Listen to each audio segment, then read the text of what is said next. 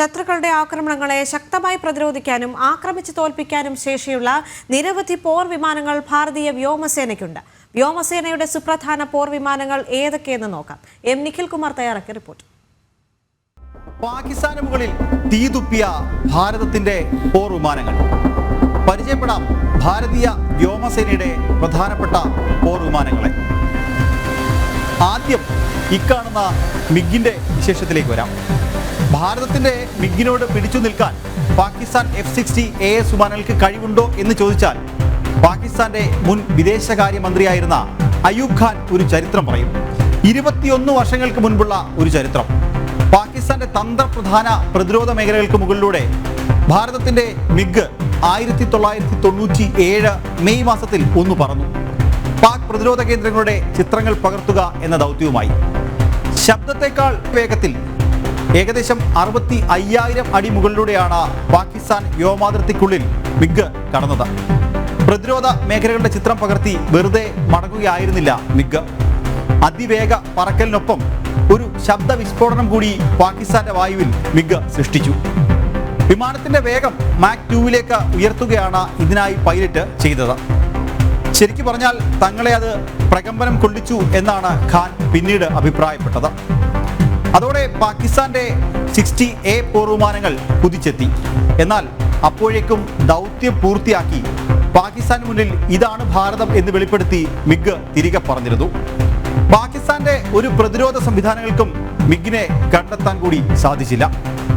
മണിക്കൂറിൽ 3700 കിലോമീറ്ററാണ് മിഗിന്റെ വേഗത.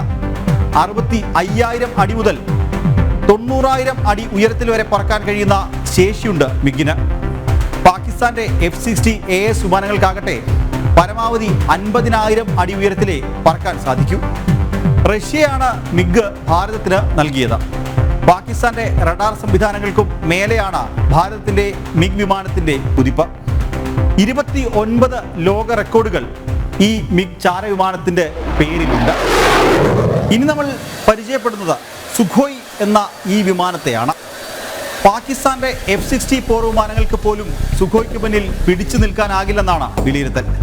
2002 സെപ്റ്റംബറിലാണ് ഭാരതത്തിന് ആദ്യ സുഖോയ് വിമാനം ലഭിക്കുന്നത്. എന്നാൽ ഭാരതത്തിൽ തന്നെ നിർമ്മിച്ച ആദ്യ സുഖോയ് ലഭിക്കുന്നത് 2004 250 മുകളിൽ സുഖോയ് പോർ വിമാനങ്ങളാണ് നിലവിൽ വ്യോമസേനയ്ക്ക് ഉള്ളത്. ലോകത്തിലെ ആദ്യ സൂപ്പർസോണിക് ക്രൂസ് മിസൈൽ ബ്രഹ്മോസ് ഭാരതത്തിന്റെ മുൻനിര പോർ വിമാനമായ സുഖോയിൽ നിന്നും വിക്ഷേപിക്കാനാകും. ശബ്ദാതിവേഗമുള്ള മിസൈൽ ഒരു ദീർഘദൂര പോർ വിമാനത്തിൽ ആദ്യമായി ഘടിപ്പിക്കുന്നത് സുഖോയിലായിരുന്നു. ലോകത്ത് ഈ സാങ്കേതിക വിദ്യ സ്വന്തമാക്കിയ രാജ്യങ്ങളിൽ ഒന്നുകൂടിയാണ് ഭാരതം. ശത്രുപാളയത്തിലെ ലക്ഷ്യസ്ഥാനങ്ങൾ വ്യക്തമായി കാണാതെ തന്നെ ആക്രമിക്കാൻ കഴിയും എന്നതാണ് സുഖോയ് ബ്രഹ്മോസ് മിസൈൽ സംയോജനത്തിന്റെ ഏറ്റവും വലിയ ഗുണവും. അതായത് ഈ ഒരു സുഖോയ് ബ്രഹ്മോസും ചേർന്നാൽ അത് ശത്രുപാളയങ്ങളെ കൃത്യമായി ഐഡന്റിഫൈ ചെയ്ത് മാർക്ക് ചെയ്ത് ആക്രമിക്കാനുള്ള കഴിവ് ഈ വിമാനത്തിനുണ്ട് എന്നുള്ളതാണ് ഏറ്റവും വലിയ പ്രത്യേകത. മിറാഷ് സ്വന്തം സൈനികരുടെ ജീവന് ഭാരതം പകവീട്ടിയ ബാലാക്കോട്ട് ആക്രമണത്തിന്റെ ഭയം ഇന്നുമുണ്ട് പാകിസ്ഥാന്. പുൽവാമ ഭീകരാക്രമണം പിന്നിട്ട് 12 ദിവസങ്ങൾ കഴിഞ്ഞ പുലർച്ചെ ഭാരതത്തിന്റെ യുദ്ധവിമാനമായ മിറാഷ് 2000 പറന്ന് പാക് മണ്ണിൽ സംഹാര താണ്ഡവമാടി. പാകിസ്ഥാനിലെ ഭീകര ക്യാമ്പുകൾ തകർത്തെറിഞ്ഞ ശേഷം മിറാഷ് വിമാനങ്ങൾക്ക് തിരികെ പറക്കാൻ വേണ്ടി വന്നത് വെറും 90 സെക്കൻഡുകൾ മാത്രമാണ്. ഇന്ത്യൻ യുദ്ധവിമാനങ്ങളിലെ വജ്രായുധം ഇക്കാണുന്ന മിറാഷിന് ഭാരതീയ വ്യോമസേന നൽകിയ വിളിപ്പേരാണത്. ഫ്രഞ്ച് നിർമ്മിത പോർവിമാനമാണ് മിറാഷ്. ഇന്ത്യയുടെ ആണവ പോർമുനകൾ ഘടിപ്പിച്ച മിസൈലുകളാണ് മിറാഷ് വഹിക്കുന്നത്. ലേസർ ബോംബുകളും ന്യൂക്ലിയർ ക്രൂയിസ് മിസൈലുകളും വഹിക്കാനും മിറാഷിന് കഴിയും. ഭാരതത്തിന് 50-ലധികം മിറാഷ് യുദ്ധവിമാനങ്ങളാണ് ഉള്ളത്. ഇനി നമ്മൾ പോകുന്നത് തേജസിലേക്കാണ്. ഭാരതത്തിന്റെ തേജസ്സിന് വേണ്ടി ഇന്ന് ലോക രാജ്യങ്ങൾ മുന്നോട്ട് വന്നിരിക്കുകയാണ്.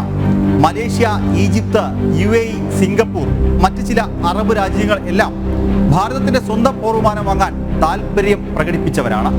ആകാശത്ത് വെച്ച് ഇന്ധനം നിറയ്ക്കാനുള്ള ശേഷി ഭാരതത്തിന്റെ തദ്ദേശീയ ലഘു യുദ്ധവിമാനമായ തേജസ് തെളിയിച്ചിട്ടുണ്ട്. ഇതോടെ ആകാശത്ത് ഇന്ധനം നിറയ്ക്കാൻ സാധിക്കുന്ന യുദ്ധവിമാനങ്ങൾ നിർമ്മിക്കുന്ന രാജ്യങ്ങളുടെ പട്ടികയിൽ ഭാരതവും ഇടം പിടിച്ചു. തേജസിന്റെ എഞ്ചിനും കോക്പിറ്റും ഫ്ലൈറ്റ് കൺട്രോൾ സിസ്റ്റവും അടക്കമുള്ളവ വെറും 45 മിനിറ്റിനുള്ളിൽ ടെക്നിക്കൽ സ്റ്റാഫുകൾക്ക് തന്നെ മാറ്റി സ്ഥാപിക്കാൻ കഴിയും. ഇതും തേജസിന്റെ നിലവാരം ഉയർത്തുന്നുണ്ട്. ഹിന്ദുസ്ഥാൻ എയറോനോട്ടിക്കൽ ലിമിറ്റഡ് ആണ് ഇക്കാണുന്ന തേജസ് നിർമ്മിച്ചിട്ടുള്ളത്. ഏത് പ്രതികൂല സാഹചര്യത്തിലും ശത്രു സങ്കേതങ്ങൾ തകർക്കാൻ കഴിയുന്ന രീതിയിലാണ് ഈ തേജസ് വിമാനങ്ങൾ രൂപകൽപ്പന ചെയ്തിട്ടുള്ളത്. മണിക്കൂറിൽ 1350 കിലോമീറ്റർ വേഗതയിൽ സഞ്ചരിക്കാവുന്ന തേജസിന് കരയിലും സമുദ്രത്തിലും ഒരുപോലെ ആക്രമണം നടത്താനുള്ള ശേഷിയുമുണ്ട്. ഇനി നോക്കാം റഫേൽ. ഒരേ സമയം പല കാര്യങ്ങൾ ചെയ്യാനുള്ള ശേഷി ഇതാണ് റഫേൽ യുദ്ധവിമാനങ്ങളെ വ്യത്യസ്തമാക്കുന്നത്. ലക്ഷ്യസ്ഥാനങ്ങൾ കണ്ടെത്തി അവയുടെ ത്രിമാന രേഖാചിത്രങ്ങൾ ഉണ്ടാക്കാൻ ഇക്കാണുന്ന റഫേലിന് സാധിക്കും. 6 എയർ ടു എയർ മിസൈൽ വഹിക്കാൻ ശേഷിയുള്ളവയാണ് റഫേൽ. മണിക്കൂറിൽ 1912 കിലോമീറ്റർ വേഗമുള്ള റഫേൽ യുദ്ധവിമാനത്തിന്റെ നീളം 15.27 മീറ്ററാണ്. ഒറ്റപ്പറക്കലിൽ 3700 കിലോമീറ്റർ വരെ പറക്കാൻ ശേഷിയുള്ള റഫേലിന് 3 ഡ്രോപ്പ് ടാങ്കുകളുണ്ട്. Air to air, air to ground, air to surface എന്നീ ത്രിതല ഗുണങ്ങളുള്ളതാണ് റഫേൽ. ലിബിയയിലും സിറിയയിലും ആക്രമണം നടത്താൻ ഫ്രാൻസ് ഉപയോഗിച്ചത് ഈ റഫേൽ വിമാനങ്ങളായിരുന്നു.